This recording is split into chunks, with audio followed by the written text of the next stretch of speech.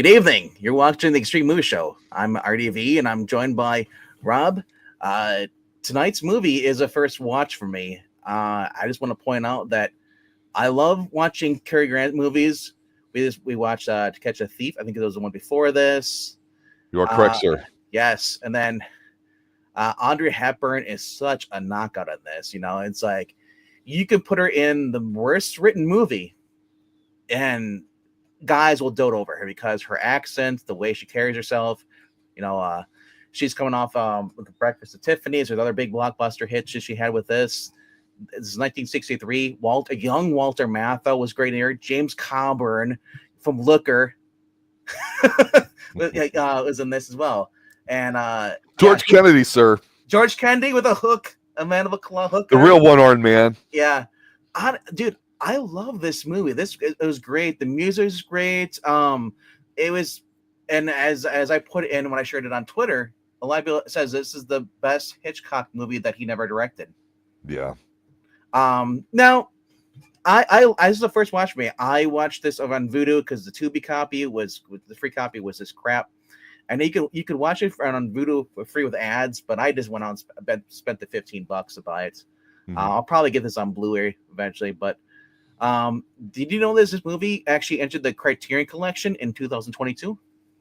I had heard that. Yes. Yeah. Thank you, Cary Grant. But it sounds like you didn't like it as much as I did. I'm coming off a high, I hear. You're kind of like, yeah, it's, how do I say this? I'll say it like this. I want to like this film. There are things a lot about this film that I like. Yeah. I've always fallen into the camp of the one thing you said about Audrey Hepburn. There's always been a thing about Audrey Hepburn. Don't know what it is, because she's a spinner, basically, if we want to be graphic about it. She's a little tiny petite thing, very pretty, very charming. She's got a great look Belgium. to her. She has a certain energy to her. I got no problem with it. She falls in the camp of overacting to me. People say, oh, they have great chemistry together. I disagree. I think you could put the worst actor out there, female or male, or whatever they choose to identify with, whatever like that, or a vegetable, across from Cary Grant. You're like, damn, did you see that scene with the potato and Cary Grant? Holy crap, did they nail it? Because Cary Grant is so fucking good. Yeah. What I don't like about, and the music is top notch, absolutely fantastic. It really is great. Scenery, they're dressing, a lot of stuff happens. The green screens. I don't. It's. You can tell. Here's what I don't like about the film. I know a lot of people go, it's the greatest Hitchcock film ever made that's not Hitchcock. No, that's not true. It's The Ninth Gate with Johnny Depp. That being said, this film's, I'm going to be flat out say when I say this, and I'm not shitting on it. It's boring. It's not a charade. There's nothing surprising about it. It's very convoluted. I think the worst part about this movie is the way her character is written. Not his, not the other people, not how many extra people are in this film, or what happens at the end, which we'll get into here too. I will say though, if you're a fan of old films, it's a strong movie. It's worth watching. It's not a fun movie to me at all. I felt like the film had a lot of scenes in there that were meant to be cute, but there was a lot of like spyness and kind of not dark, but just more thriller type stuff around it. And it's not a spy comedy, in my opinion. No, it's a romance movie comedy. And that's what it is she plays a woman that wants a rich old guy dead because she's got a case of middle-aged eyes and she wants to bang some dude from America, being blunt. Yeah. And he's basically, no, I'm too old for you, and blah, blah, blah. And there's other reasons why he won't until the end of the movie. That's what it is. She's insufferable, the character, the way it's written. The way they worked it in here, because of the fact he was 59, turning 60, he was slightly overweight. He kind of didn't want, he kind of felt uneasy having a woman who's 25, younger than him. And so instead of, because originally it's going to be like have him pursuing her, but they worked it in the movie to make him feel better, more comfortable to having a younger woman pursuing him. I have no problem with that, but the way they did it with her character, so her character, what were we supposed to like? So her character is, she's a person that is she married for wealth, and or I guess security. She married up.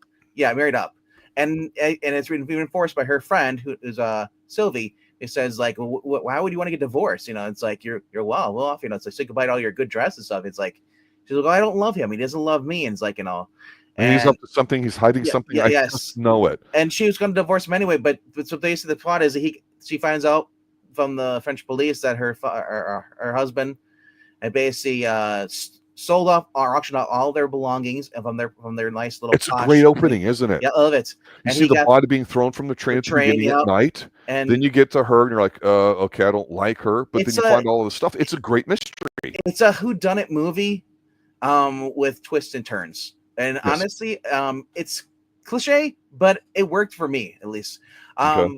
So her character, she was going to divorce him anyway, and she's kind of caught up in this. She's got a guy, Walter Matthau, who says he's from the embassy, United States Embassy, says, yeah, do you recognize, she calls him in, do you recognize any of these men? Shows a picture of George Kennedy, this other character, then you have James Coburn, and it shows her also her husband, who she recognizes in the photo, and she's like, yeah, these men apparently were World War II soldiers, that went in and stole money from the gold from the Germans, and but as they're leaving, while they got ambushed by some Germans, and this guy named Dial supposedly was dead, and throughout the movie you get she's got 63 guys chasing after her who want the money, and then she keeps contacting Walter Matthau, and he keeps giving her advice and stuff, don't trust anybody. She runs into Cary Grant at the very beginning of the movie, and while she's at the ski resort, and they have this little, she's instantly attracted to him because he's kind of not really interested in her. And this is great acting on Grant's part, because you feel when you're watching this that it's just an accident. Yeah. And later on, she bumps into him again, and so he keeps throughout the movie, he keeps changing his identity, and she's a woman who doesn't know who to trust. She doesn't care about the stupid money whatsoever, but people are trying to kill her. Meanwhile, as she keeps bumping into Grant, she's slowly just falling in love with him. And she and now you say it's kind of naive on her part, but that's her kind of her character though, and it seems kind of believable. Her kind of whimsy, wispy, whatever. And she's just she at the end. It said she ends up with him, but for the most movie, it said this is a romance movie with a little bit of I guess weak action. People end up getting killed in their pajamas, starting with her husband. Well, there's some weird violence in here. Yeah, it was. Which throws the tone off. But James Coburn's character is very intimidating, along with George Kennedy. So, and you're talking about the weird violence. You got obviously the guys are I guess guys. George, start off with it. George Kennedy. He's a big friggin' goon in here. Big I dude, love it. trench coat. Got the hook on the right arm. Yeah, and he goes in there, and she screams, and then and so she just got back from dinner with Cary Grant. Cary Grant runs in there. The door closes, and then he gets knocked out. She goes in there. He says, lock the door, and then lock goes behind me. And then you just get to see him jumping from ledge to ledge. And this is kind of my reminds of To Catch a Thief. Yes. The rooftops I like this. This. You called it weak action. I call it, hey, you're going from here to here and all that. Honestly, I felt at this point we're getting to something good. It's to me, it did not feel like a romantic movie yet, even though, like I said, it's kind of insufferable. But here's where I think they made a mistake. I think they should have. Where he's literally on the outside of the building at night because of all these goons, and he's literally crawling from one thing to another, right? And then he hops into the room with the three goons that supposedly just assaulted him and her, and then it's revealed that he knows them. I felt like they should have held on to this a lot longer, because that's the charade, right? It would have been great though if he would have almost fall like a Tom Cruise movie. I was thinking I'm watching this this would have Mission Impossible. He would have fell and had to catch himself. Yeah, I don't like that crap. That's garbage. But here's the thing with him. He does a good job of just making tension out of going, hey, I literally just have to step from this one step over here and it can be done. And the way they shoot this, it's done well enough. You can see the stunt guy jumping over, right? But the point is it looks believable in an old building in Paris, right? I mean, it does, right? Oh yeah, and a lot of their buildings are designed to go close together because that's what it was. There's a lot of buildings here that are close together in the Milwaukee, or way. Yeah. So it's it's old school way was, pack everybody in apartment buildings, fancy things, and then have railing stuff. So honestly, the setting for this is great, and for having it around France, they don't really say if it's Paris, but we don't know it's around the area because we've seen the Eiffel Tower. Looks like yeah. But yeah. So it's revealed that he knows them, and then he says, "Well, I'm Dial's brother." Dial was one of the guys who was barely shot, and left for dead, And so he said, I don't care about the money. I just want revenge from my brother, And then so she eventually calls up Mulder Matthau's character, thinking he's thinking he's a CIA agent, named, Bartholomew or whatever. And she tells him, he's like, well, and then she's like, oh, you should very, I don't know who this Dial guy is. Dial's supposed to be dead. It's like this guy is a Dial though, because And as it goes on, they have this little all the other three guys now have rooms next door to them, and and they search these other rooms stuff, and they keep bringing in the Sylvie's kid in here, with because the Sylvie's kid was kidnapped in order as a bargaining thing. So he's like, hey, we want to know the money is, or we're going to harm this boy. But they eventually agree to search the rooms, don't find anything, and then we have Cary Grant says, well, maybe someone already found the money. And the whole point is just a ruse. It's just, the make everybody think that the money hasn't been found yet. And he's waiting for a chance to escape. And he puts doubt in the two guys, Tex and his other guy, says like, well, what if George Kennedy do it? Because George Kennedy says, I don't want anybody searching my room. He's disgruntled. And they already had a fight scene earlier though, on the rooftop. I think it was after this. I think they're on the rooftop. He thinks he has a gunpoint. He says, we're gonna go on top here, but and as they have the gun gets knocked out of his hands after Cary Grant knocks it out, and then they're fighting and struggling, and his hook hits one of the lights, knocks the light out. I'm thinking he's gonna electrocute himself with the hook. I thought so too, and I was kind of hoping for that, right? Yeah, because that would throw a monkey wrench into it, right? Yeah, but no, instead. They fight a couple times, but then he's able to flip him over, and then George Kennedy slides out in the darkness, and then he waits. He's like, "Hey, he's still there." He's like, and he shows George Kennedy hanging there. He's like, "You're like, well, I'll see you later." He leaves him there, but obviously he does survive that. But kind of like Jaws at the point. It's kind of like a James Bond thing. It's like comedy. They kind of made these guys a bit buffoonish. Yeah, because individually, they're almost good enough where you're like, hey, if you only had one of these three bad guys in the group and had them be kind of like a little bit of a heavy, that'd have been interesting.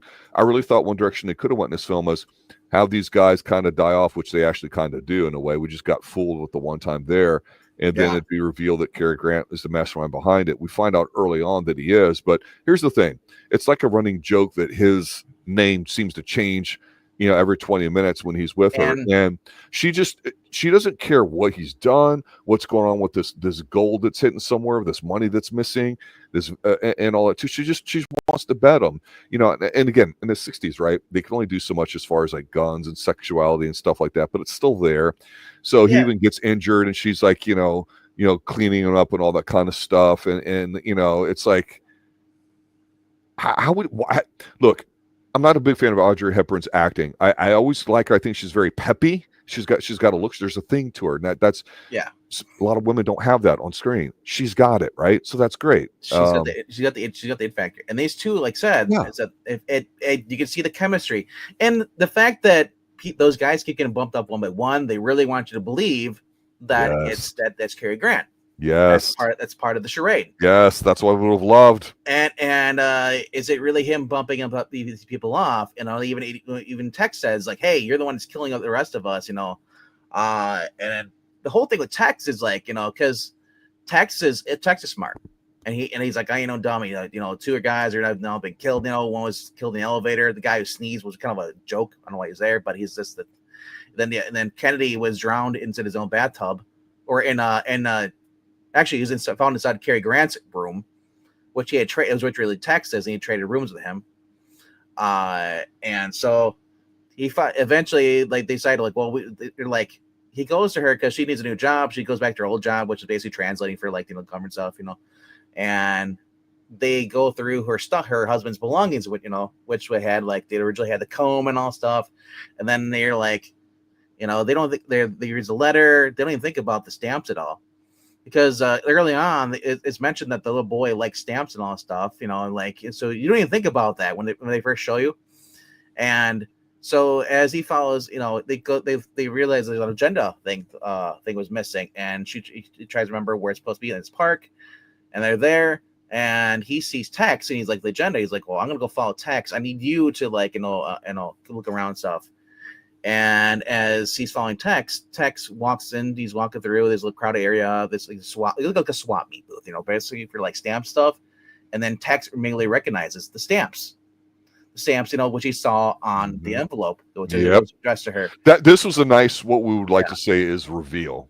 Yes, because we don't know where it's going. That's the only thing we can't fucking figure out, and that's good. Yeah, because I was wondering about that because like the letter.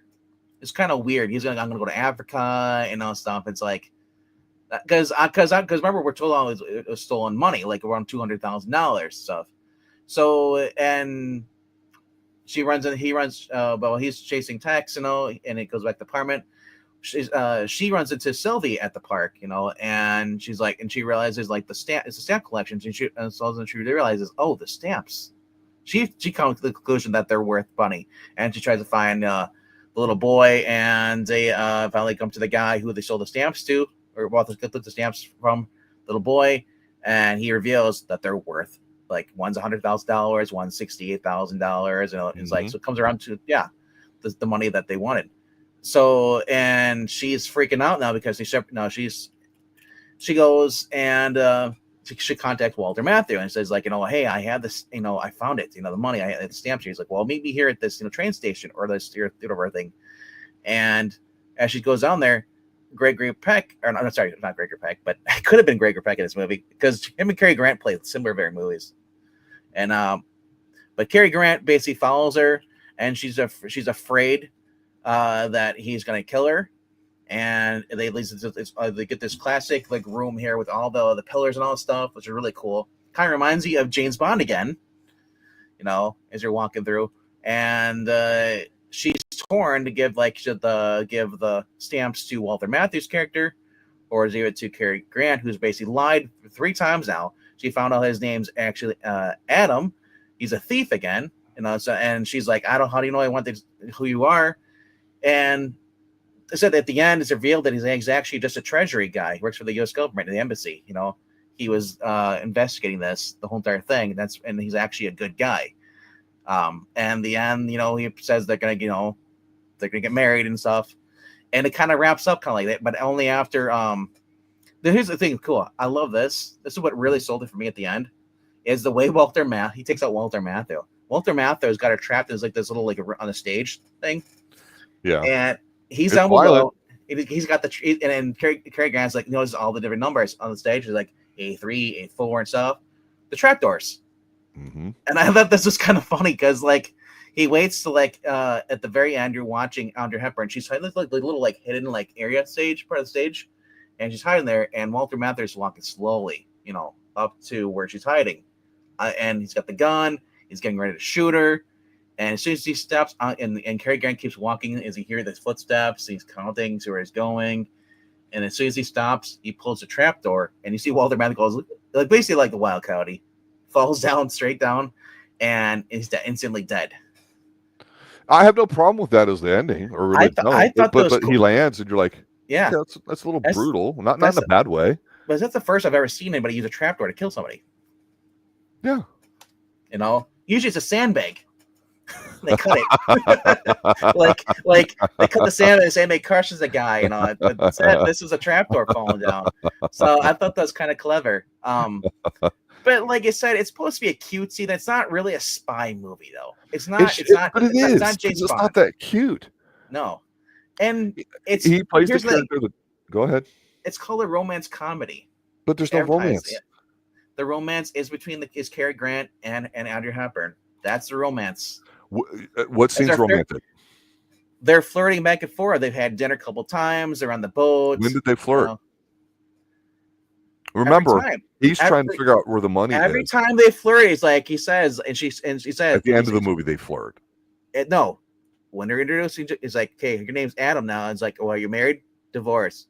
You know, it's like, you know, They repeat that joke about 3 or 4 times. At the very end, he tells her who his real name is, like, it's Brian something. And it's like, oh, and you're married, or is there? And he's like, no, the mother. It could, basically his mother is his life. So it's like there is a lot of flirting between them throughout the movie. Zero sexual chemistry at all between the two, which is what flirting is. I disagree. Okay, but like I said, this is a lighthearted movie. It's not meant to be taken as a very serious movie. But I thought Charade, when you could compare it to as far as his To Catch a Thief, which we reviewed on this channel, To Catch a Thief is a much better movie. Absolutely. Yes. But here's the thing with this movie. Audrey Hepburn steals pretty much the whole entire movie. Oh, she's the worst thing about it. See? Yeah. If you hate Audrey Hepburn, you're gonna. I don't hate her. She's just the worst thing about it.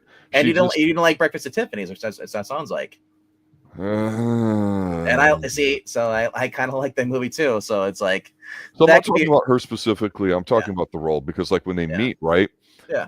The kid shoots the water. It's the squirt gun. The squirt gun at him, and the meet cute bullshit, as they call it. And they have their little back and forth and all that too. But again, going back, we start off with a guy being violently, thrown off the train or whatever, and all that. So like, what's going on?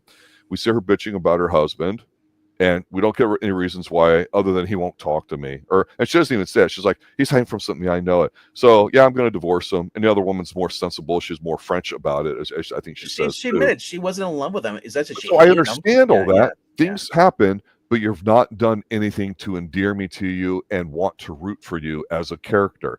So when he goes by and the kid squirts the water gun on him and all that, you're like, okay, that's plausible. Well, I totally get she's on the market and wants to see him. She's obviously very interested in him.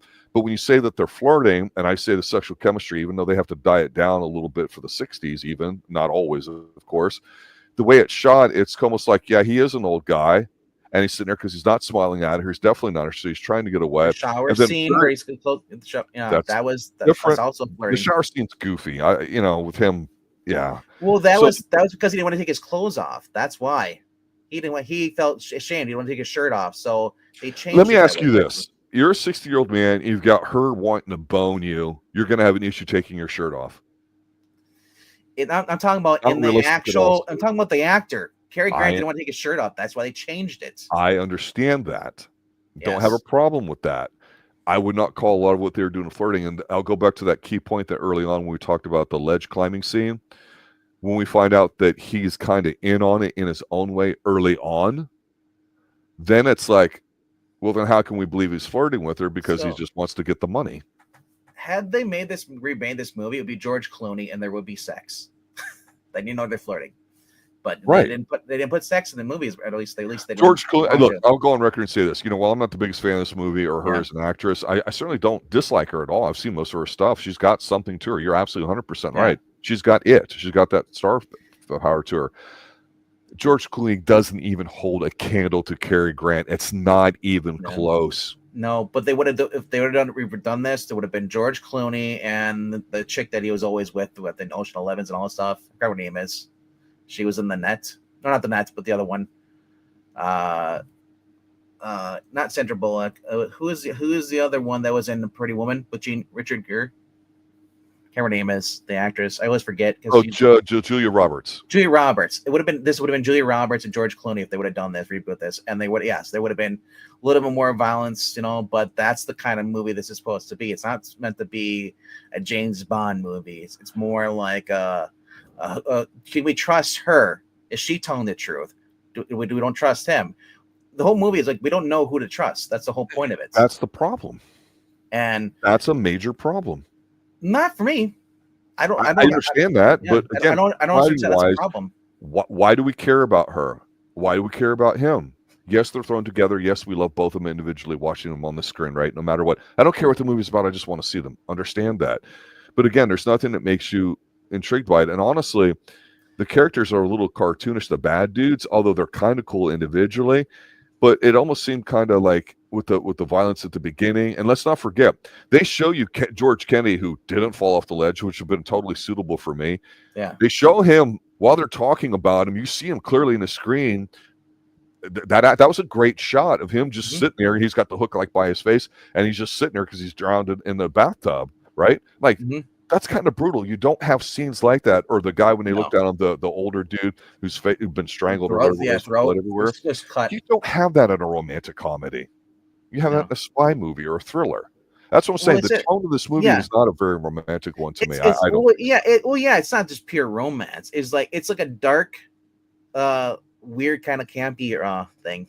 There's moments of like seriousness, and then there's moments of a little comedy, but throughout it all, there is some romance in it. It's kind of like Kiss Kiss Bang Bang. I think in that sense. I think that's the one with Val Kilmer, and I think, is that the one in Robert Downey Jr.? I don't recall.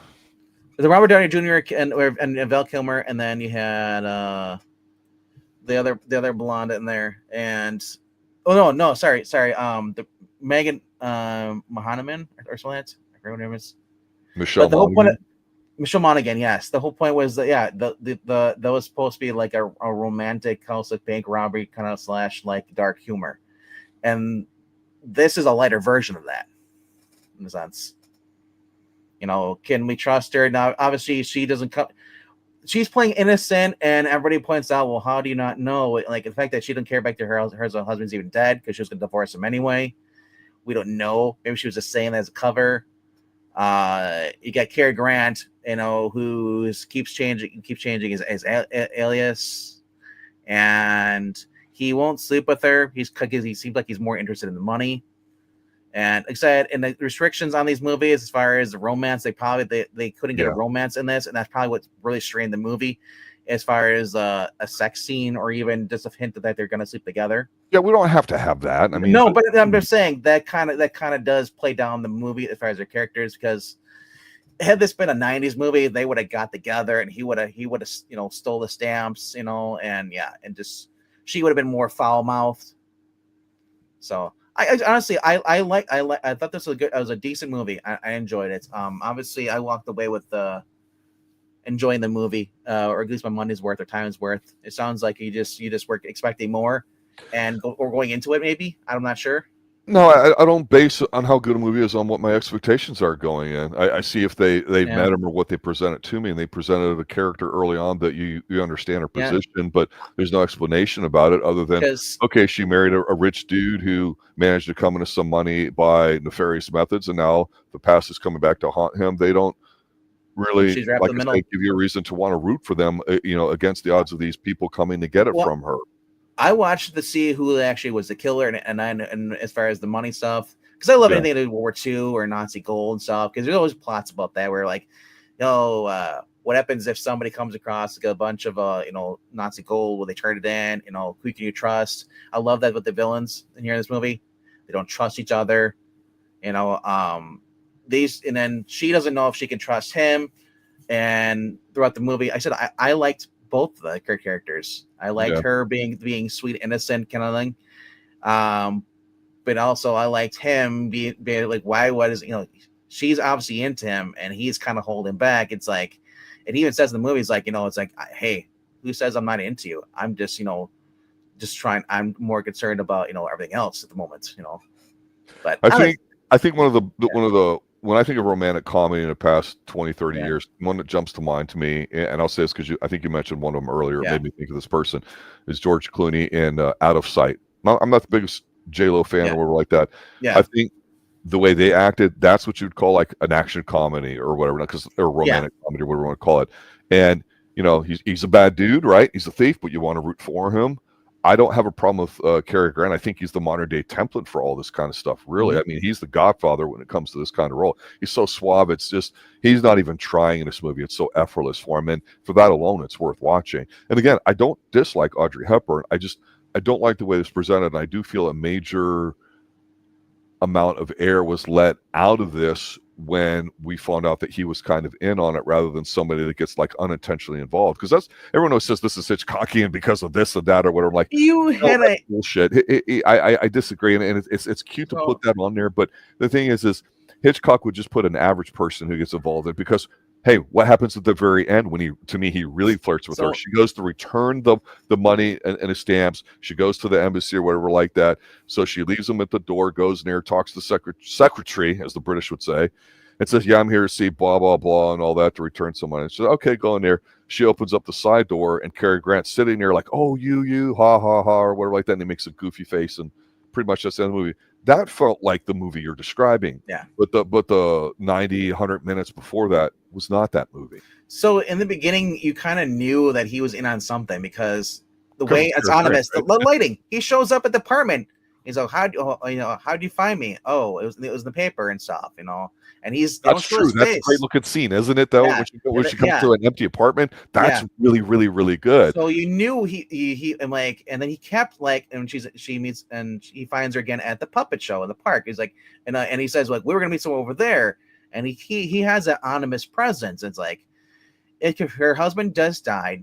She just met this guy, prior to this, and then he's showing somewhat interest in her. It's like, he's involved in something. We don't know what it is. All we know is that this guy is here for a reason, and it doesn't seem like it's a booty call because So it made more sense. It made sense when he went across and revealed that he was actually in on it.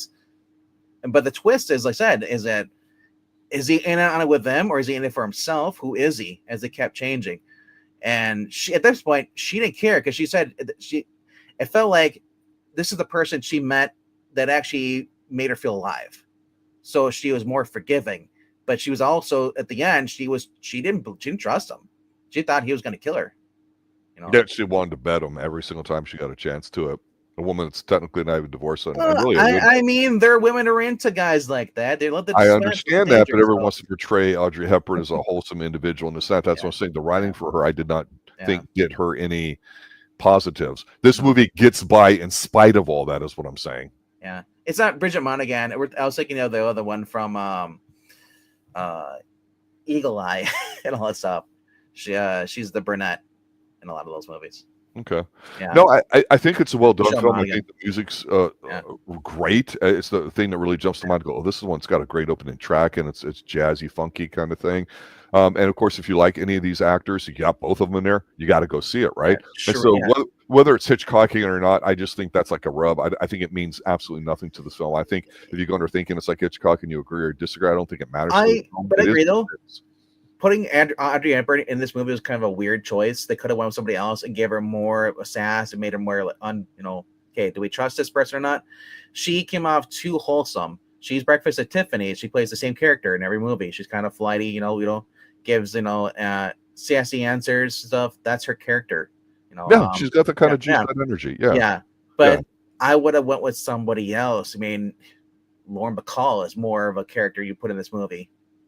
The way this felt like a Bogart Bacall movie, in a sense. I don't know. I mean, wow. Bogart was dead. He would have just shot everybody, right?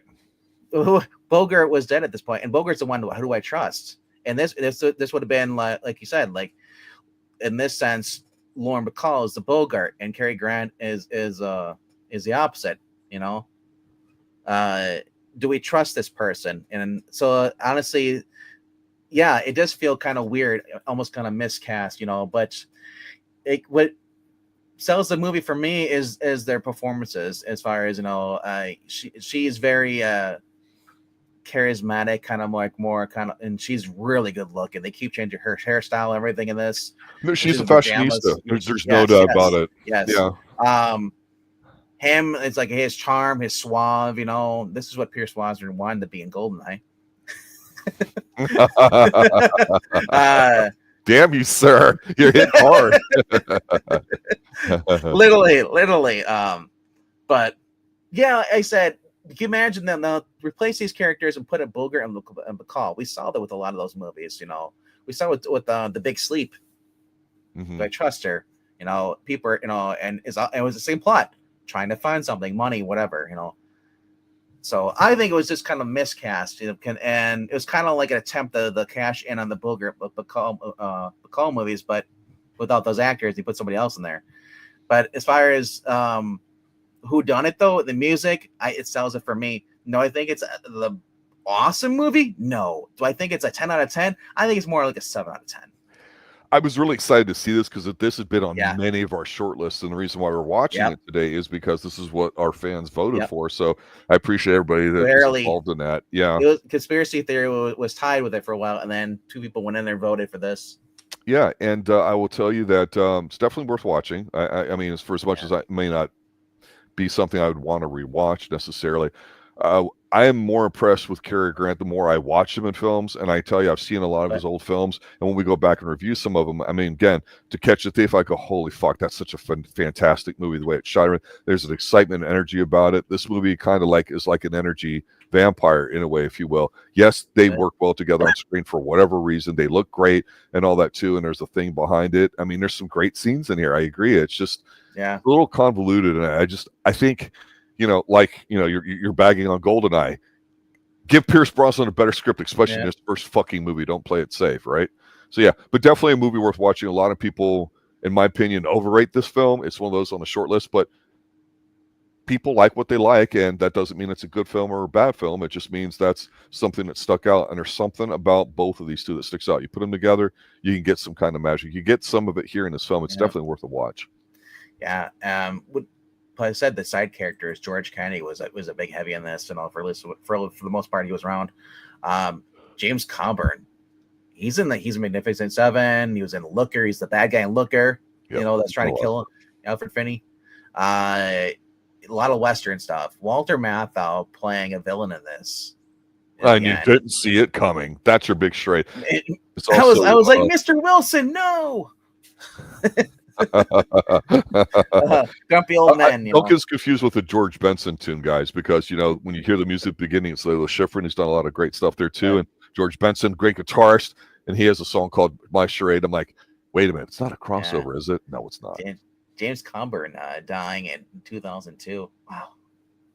Wow. Born in was it? Let's see here, 1928. A lot of these. Audrey Hepburn was like 29, and then just looking through these people in here. Sophia Loren was like is 2 years younger, I think, and she's still alive. Yeah. I was just looking at the other actresses stuff, but I wouldn't mind doing some James Coburn movies or even Magnificent Seven.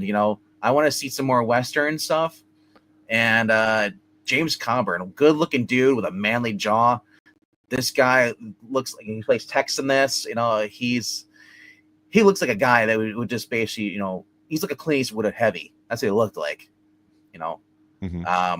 So maybe put 3 James Coburn movies on the poll for next week. We'll see how that goes. Pat Garrett and Billy the Kid in 1973. He did that. Then he did Duck You Sucker in 1971.